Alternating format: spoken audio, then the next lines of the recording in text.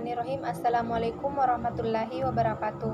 Perkenalkan, nama saya Andi Mutiara Sarif, Program Studi Ilmu Pemerintahan Reguler 1. Baik, saya akan menyampaikan kultum berbakti kepada kedua orang tua. Bismillahirrahmanirrahim. Assalamualaikum warahmatullahi wabarakatuh. Sebelumnya, marilah kita panjatkan rasa syukur kita kepada Allah Subhanahu wa Ta'ala yang senantiasa memberikan rahmat dan hidayahnya kepada kita semua.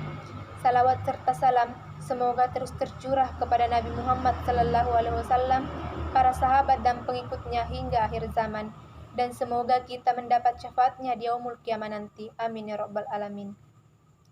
Saudara-saudaraku yang dirahmati oleh Allah Subhanahu wa Ta'ala, pasti semua dari kita mempunyai orang tua. Di dalam Islam, kita sangat diwajibkan untuk berbakti kepada kedua orang tua. Dalam Quran surah Al-Isra ayat 23, Allah Subhanahu wa Ta'ala berfirman mengenai larangan anak berkata kasar, melainkan harus bertutur kata mulia kepada orang tua. Dan Tuhanmu telah memerintahkan agar kamu jangan menyembah selain Dia, dan hendaklah berbuat baik kepada ibu bapa. Jika salah seorang di antara keduanya atau kedua-duanya sampai berusia lanjut dalam pemeliharaanmu, maka sekali-kali janganlah engkau mengatakan kepada keduanya perkataan A, dan janganlah engkau membentak keduanya, dan ucapkanlah kepada keduanya perkataan yang baik. Ada sebuah ungkapan yang sudah tidak asing bagi telinga kita, bahwa surga ada di bawah telapak kaki ibu. Namun, kita semua maklum bila ungkapan itu harus dipahami bahwa jika kita menghendaki surga, maka kita harus memuliakan kedua orang tua kita, baik terhadap ibu maupun bapak. Kita semua tentu sudah tahu siapa itu ibu. Ibu adalah orang yang telah melahirkan kita ke dunia ini.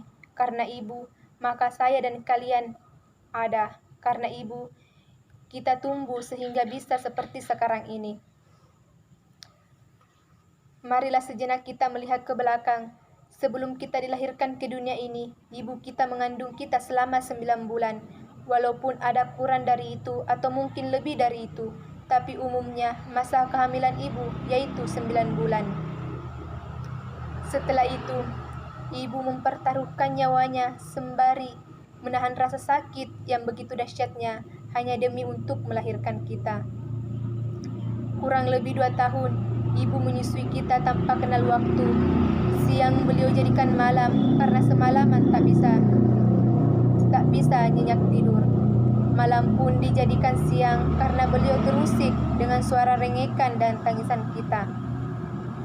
Namun sekarang, seringkali kita jumpai seorang anak yang sudah masuk dalam kategori durhaka karena mereka sering berkata kasar, berbohong, memerintah ibu, dan bahkan ada yang tega berperilaku kasar kepada kedua orang tua. Padahal ibu dengan ikhlas melahirkan, menyusui, dan merawat kita saat kita masih lemah. Ibulah yang merawat kita sejak bayi, balita, hingga kita dewasa pun. Kasih sayangnya tidak akan hilang. Karena pengorbanan yang besar inilah kita wajib menyayangi ibu kita, lebih dari sayang kita kepada orang lain. Dahulu ada seorang sahabat bertanya kepada Rasulullah, "Ya Rasulullah, siapa yang paling berhak memperoleh pelayanan dan persahabatanku?" Nabi SAW menjawab, "Ibumu, ibumu, ibumu, kemudian ayahmu, dan kemudian yang lebih dekat kepadamu, dan yang lebih dekat kepadaku." Di antara keajaiban syariah Islam itu adalah bahwa Islam itu memerintahkan kita berbuat baik kepada ibu, meskipun ia musyrik, sebagaimana yang ditanyakan oleh Asma binti Abu Bakar kepada Nabi SAW tentang hubungannya dengan ibunya yang musyrik. Maka Rasulullah SAW bersabda, "Ya, tetaplah kamu menyambung silaturahmi dengan ibumu." Hadis riwayat muttafaqun alaih. Di antara perhatian Islam terhadap seorang ibu dan haknya serta perasaannya bahwa Islam telah menjadikan ibu yang dicerai itu lebih berhak untuk merawat anaknya dan lebih baik daripada seorang ayah. Keberadaan ibu yang telah diperhatikan oleh Islam dengan sepenuh perhatian ini dan yang telah diberikan untuknya hak-hak, maka dia juga mempunyai kewajiban, yakni mendidik anak-anaknya dengan menanamkan kemuliaan kepada mereka dan menjauhkan mereka dari kerendahan, membiasakan mereka untuk taat kepada Allah, dan mendorong mereka untuk mendukung kebenaran dan tidak menghalang-halangi mereka untuk turut berjihad karena mengikuti perasaan keibuan dalam hatinya. Sebaliknya, ia harus berusaha memenangkan seruan kebenaran daripada seruan perasaan. Karena itu, ada beberapa kewajiban kita sebagai anak kepada orang tua. Di antaranya yaitu 1. Taat dan berbakti kepada orang tua. Selama mereka tidak memerintah pada kemusyrikan, kita tetap menjaga tata krama dan kebaikan. 2. Mendoakan kedua orang tua. Di antara doa kita pada orang tua adalah Robbi ghfirli wali walidayya warhamhuma kama rabbayani shaghira. 3. Menjaga ucapan kita agar tetap sopan. Nada bicara jangan terlalu tinggi, jangan membentak, jangan menolak ketika diperintah. Jika tidak bisa, katakan dengan baik alasannya, jangan mengerutu. Itulah beberapa pedoman kita untuk berbuat baik kepada orang tua, terutama terhadap ibu. Mudah-mudahan kita, ibu kita, bapak kita, saudara kita, bersaudara dalam keimanan dan ketakwaan, sehingga dipertemukan kembali di surganya Allah Subhanahu wa Ta'ala atas ridhonya. Amin ya Rabbal Alamin.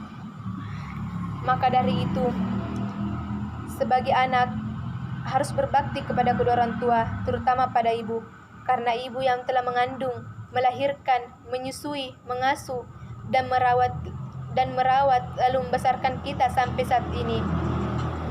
Ibu bawel, cerewet bukan karena jahat, akan tetapi sangat menyayangi kita dan ia takut jika kita terluka. Seorang ibu tidak pernah memintamu untuk meletakkan dunia di tangannya, namun akhlak yang baik, yang santun, yang bertanggung jawab dari seorang anak adalah kebahagiaan buat seorang ibu. Banyak-banyaklah bersyukur dan mendoakan kedua orang tua kita. Karena ridho Allah bergantung kedua orang tua, maka